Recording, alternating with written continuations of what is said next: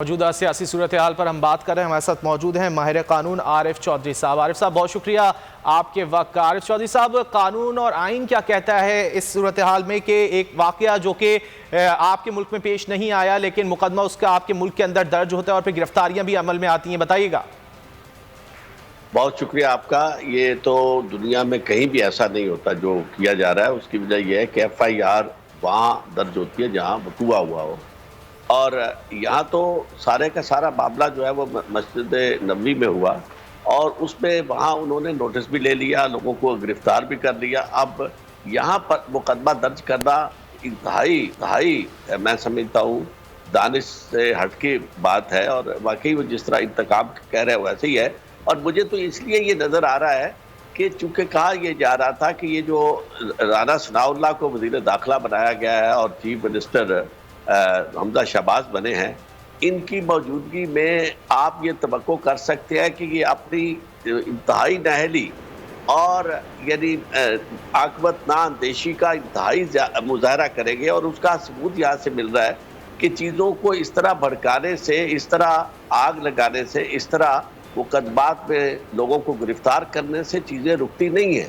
یعنی آپ نے وہ راستہ اختیار کر لیا ہے جس راستے پہ چل کر آج تک کوئی حکمران جو ہے وہ کبھی اپنا وقت پورا نہیں کر سکا. آپ کے پاس تو وقت ویسے بھی کوئی ایسا زیادہ تھا نہیں، اور آپ نے آتے ہی یہ کام شروع کر دیا. میں نہیں سمجھتا کہ اس کے کوئی فوائد انہیں حاصل ہوں گے. یعنی ان کی اپنی سوچ، یہ سوچ ایسی، اسے کہتے ہیں انگریزی میں مایوپک، ایسی سوچ کہ جو ناک سے آگے آپ نہ دیکھ سکے اور آپ کو اس کا انجام نظر نہ آتا ہو. اس سے لوگ بھڑکتے ہیں، لوگوں کے اندر اشتعال پیدا ہوتا ہے. یہ جو لوگوں کے اندر احتجاج کی لہر دوڑی ہے، یہ عمران خان تو یہاں موجود تھے اور ان کی پارٹی بھی یہاں موجود تھی، لیکن پوری دنیا کے اندر آپ کہا جائے گا آسٹریلیا میں جا کے مقدمے درج، جو آسٹریلیا میں احتجاج کر رہے ہیں ان کے خلاف پاکستان میں مقدمے درج کریں گے. اسی طرح جو وہاں لندن میں آ کے نواز شریف صاحب کے گھر کے سامنے مظاہرہ کرتے ہیں ان کے خلاف بھی یہاں مقدمے درج کریں گے. اس طرح مقدمے درج کرنے سے کبھی بھی معاملات رکے نہیں. انہیں سوچنا چاہیے کہ لوگ کیوں احتجاج کر رہے ہیں. میں تو یہاں تک جاؤں گا کہ یہ جو مسجد نبوی میں واقعہ ہے، مسلمان کوئی سوچ نہیں سکتا کہ وہ اس حد تک جائے گا کہ مسجد نبوی کا تقدس پامال کرے. لیکن اس کو دوسرے انداز میں دیکھنے کی ضرورت ہے کہ اس قدر لوگوں کو شدید نفرت ان کے ساتھ، جن کے خلاف مقدمات درج ہے اور وہ حکمران بن کے بیٹھ گئے ہیں، اور ان کے خلاف کرپشن، اتنی زیادہ کرپشن کی بات ہے اور اتنی زیادہ مقدمات ہے جس کا کوئی جواب ان کے پاس نہیں ہے، اور وہ جواب دینے کی بجائے حکمران بن کے بیٹھ گئے ہیں. اور جس طرح یہ واقعات ہوئے ہیں، جس طرح حکومت کو بدلا گیا ہے، جس طرح لوگوں نے اپنی وفاداریاں بدلی ہیں، جس طرح لوگوں کی خرید و فروخت ہوئی ہے، اور جس میں کچھ ادارے جس طرح انداز میں انوالو ہوئے ہیں، یہ ساری وہ چیزیں ہیں جو لوگوں کو پریشان کر رہی ہیں. اور اس کے لیے ان کے پاس اس کے علاوہ کیا حل ہے کہ وہ اپنا احتجاج کرے. اور انتہا ہے غصے کی اور تکلیف کی کہ ایک شخص وہاں، وہ کوئی اس مقصد کے لیے تو نہیں گئے تھے مسجد نبوی میں، لیکن وہاں انہیں یعنی جب انہوں نے دیکھا ہے اس قافلے کو تو ان سے رہا نہیں گیا. تو اس معاملے میں میں سمجھتا ہوں کہ یہ ساری چیزیں انہیں ہوش مندی سے دیکھنی چاہیے. جس طرح دور لگا کے اب حمزہ شہباز شریف صاحب حکمران بنے ہیں، 26 سے زیادہ ارکان جو ہیں ان کے ساتھ وہ ہیں جو دوسری پارٹیوں کے ہیں، یعنی پی ٹی آئی کے ہیں، اور ان کی وفاداریاں تبدیل کر کے یعنی آئین میں تو موجود ہے 63A جو ہے امپلیمنٹیشن کا، اس کا طریقہ کار ابھی تک یہی ہے کہ جناب پہلے آپ یہ سارا کام کر لیں، اس کے بعد آپ کے خلاف کارروائی ہوگی.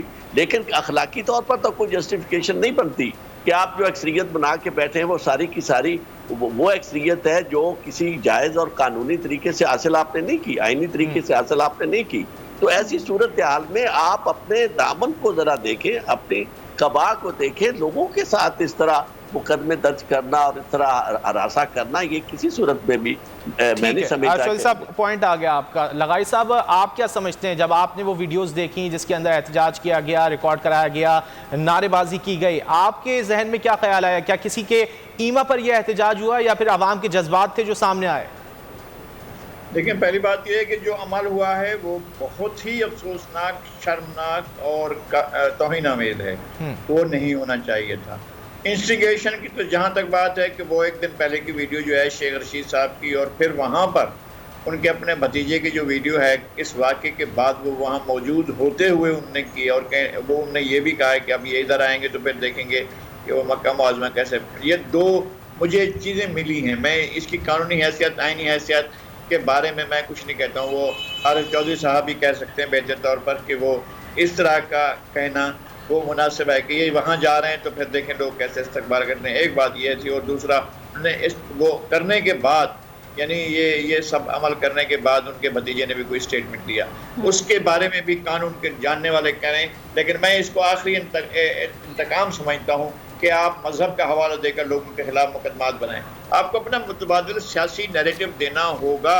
اگر آپ نہیں دیتے ہیں تو پھر آپ فیل ہو جائیں گے. پہلی بات یہ ہے کہ عمران خان نے ایک نیریٹو اختیار کیا ہے. وہ اس نیریٹو کو میں بذات خود نہیں مانتا ہوں، وہ کوئی بڑی ایسی بات نہیں ہے جس کو طوفان خیز ہو، لیکن اس نے ایک ماحول بنا دیا ہے ان کا. آپ کو بس متبادل نیریٹو کیا ہے؟ وہ کوئی بھی نہیں ہے. اس وقت تک تو حکومت نے کوئی متبادل نیریٹو نہیں دیا ہے، نہ آپ نے بات کی ہے، نہ ان کو جھٹلانے کے لیے اگر کوئی نقطۂ نظر دیا بھی ہے تو ماسٹرز میں قبول نہیں ہوا ہے. آپ کے پاس اپنا کیا چیز ہے؟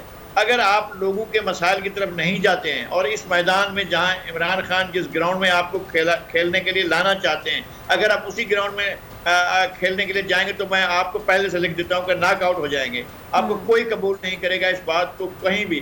آپ نے ایک متبادل گراؤنڈ بنانا ہوگا، اور متبادل گراؤنڈ وہ ہوگا کہ آپ نے لوگوں کو کیا ڈیلیور کرنا ہے، لوگوں کو کیا دینا ہے. اصل مسئلہ پاکستان میں نہیں، دنیا میں ایک ہوتا ہے معاشی مسئلہ. وہ امریکہ کے لوگ بھی اس کا شکار ہوتے ہیں، برطانیہ کے لوگ بھی اس کا شکار ہوتے ہیں. وہ گھروں کے بغیر جھونپڑیوں میں اور جھونپڑی جیسی زندگی پر بھی لوگ بات کرتے ہیں. آپ اپنی آبادی جو آدھی سے زیادہ غربت کی لکیر سے نیچے رہ رہی ہے، اس کے بارے میں آپ کیا کہتے ہیں؟ آپ کیا کہیں گے کہ ایگریکلچر سیکٹر آپ کا تباہ ہو رہا ہے اور تباہ ہو گیا ہے. آپ کہیں گے لوگوں کو میں ڈی اے پی دوں گا، آپ کہیں گے لوگوں کو میں یوریا دوں گا، آپ کہیں گے لوگوں کو میں زمین کے حد مقرر کروں گا، آپ کہیں گے لوگوں کو کہ بڑی بڑی ذمہ داریاں جو بے حساب ذمہ داریاں میں ان کو ختم کروں گا. یہ ایسا نیریٹو دیں گے تو آپ ایک اور میدان کھولیں گے. اس میدان میں عمران خان اترتے ہیں تو ٹھیک ہے، نہیں اترتے ہیں تو ان کے لیے اپنا میدان ہے، آپ کے لیے اپنا میدان ہے.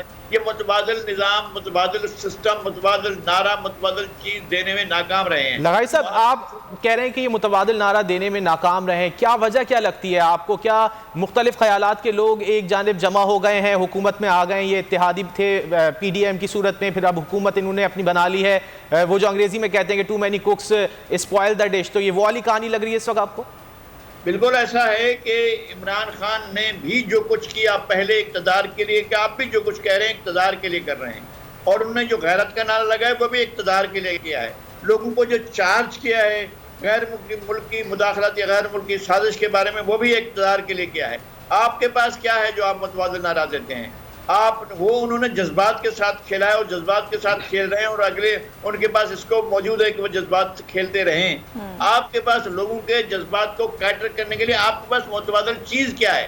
اپوزیشن کے پاس نہیں ہے. ایک بات یہ طے ہے کہ مختلف الخیال ہیں، اور وہاں پر بھی ایک نہیں تھی، وہاں بھی 7-8 پارٹیاں تھیں، اور عمران خان بھی اکیلی پارٹی نہیں تھی. پی ٹی آئی تھی، کاب لیگ تھی، بلوچستان پارٹی تھی، ایم کیو ایم تھی، اور عوامی مسلم لیگ تھی. اس طرح سے اور پارٹیاں ملا کر وہ بھی 6-7 پارٹیاں اقتدار میں تھیں. یہ بھی 8-9 پارٹیاں اقتدار میں ہیں. تو اقتدار ایسا نہیں ہے. اگر کوئی پارٹی اپنے نعرے پر، اپنی بنا پر اقتدار میں آتی ہے اور سنگل میجورٹی پارٹی آتی ہے یا 2/3 میجورٹی پارٹی لے کر آتی ہے، تو اس کے پاس ہوتا ہے وہ حکومت بھی کرتی ہے، اور حکومت میں گیو اینڈ ٹیک بھی نہیں کرتے. انہوں نے ایک نعرہ دیا ہے اور وہ کہہ رہے ہیں کہ میں ایبسولوٹ میجورٹی لوں گا، 2/3 میجورٹی لوں گا. آپ کے پاس کیا چیز ہے لوگوں کے پاس لے جانے کے لیے کہ جناب ہم اس لیے ہم یہ کریں گے، اور لوگ بلیو بھی کریں اس بات کو. لوگ بلیو کریں کہ جناب آپ جو کہہ رہے ہیں وہ ٹھیک کہہ رہے ہیں، آپ دیانت سے کہہ رہے ہیں، ایمانداری سے کہہ رہے ہیں، اور باقی آپ ایسا کریں گے. اور بھٹو صاحب نے نعرہ دیا تھا تو انہوں نے کیا بھی تھا یار. انہوں نے جو کچھ کیا، آپ ان کے ساتھ اختلاف کر سکتے ہیں، لیکن انہوں نے جو کچھ کیا وہ کر کے دکھایا. انہوں نے زرعی اصلاحات لیک کی تھی، اور وہ زرعی اصلاحات کامیاب بھی ہوئی تھی، لوگوں کو زمینیں ملی بھی تھیں، آج بھی لوگوں کے پاس ہیں. لیکن وہ نہیں ہوا تھا پورا، اس لیے کہ انہی کی پارٹی کے فاروق الغاری نے جا کر کورٹ میں یہ دعویٰ کیا تھا اور اس ساری زرعی اصلاحات کو ختم کروایا تھا. سبسکرائب کریں اور بیل دبائیں تاکہ کوئی خبر رہ نہ جائے.